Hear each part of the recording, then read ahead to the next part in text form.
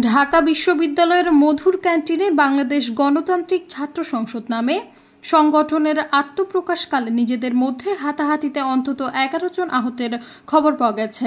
তাদের মধ্যে কয়েকজনকে ঢাকা মেডিকেল কলেজ হাসপাতালে প্রাথমিক চিকিৎসা দেওয়া হয়েছে বলে জানান সংশ্লিষ্টরা। বুধবার বিকেলে এই ঘটনা ঘটে। এই ঘটনায় বেসরকারি বিশ্ববিদ্যালয় নর্থ সাউথের মাহিরা ইভা নামে এক ছাত্রীকে কামড় দেওয়ার অভিযোগ উঠেছে। হাতাহাতির পর সাংবাদিকদের ওই ছাত্রী তার ডান হাতে দেওয়া কামড়ের দাগ দেখিয়ে ঘটনার কথা জানান। মাহিরা ইভা বলেন, আমরা সংঘর্ষে যেতে চাইনি। আমাদের সহযোদ্ধা বুশরাকে যখন ব্যাট টাচ করা হয় তখনই সংঘর্ষটা শুরু হয়।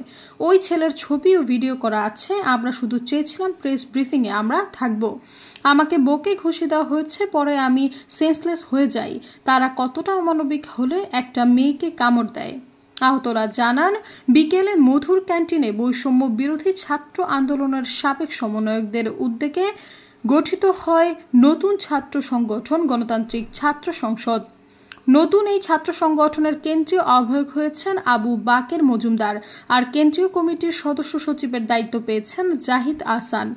এই ঘোষণা ঘিরে বেসরকারি বিশ্ববিদ্যালয়ের একটি পক্ষ নিজেরা সন্তোষজনক সংখ্যক পদ পাননি দাবি করে স্লোগান দিতে থাকে।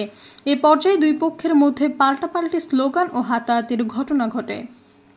চিকিৎসকদের বরাত দিয়ে ঢামেক হাসপাতাল পুলিশ ক্যাম্পের ইনচার্জ মোহাম্মদ ফারুক জানান, আহত দুজনকে জরুরি বিভাগে চিকিৎসা দেওয়া হচ্ছে। তাদের শরীরে জখম রয়েছে, তবে তাদের অবস্থা গুরুতর নয়। সৈয়দা ফারিয়া, সমযোগ।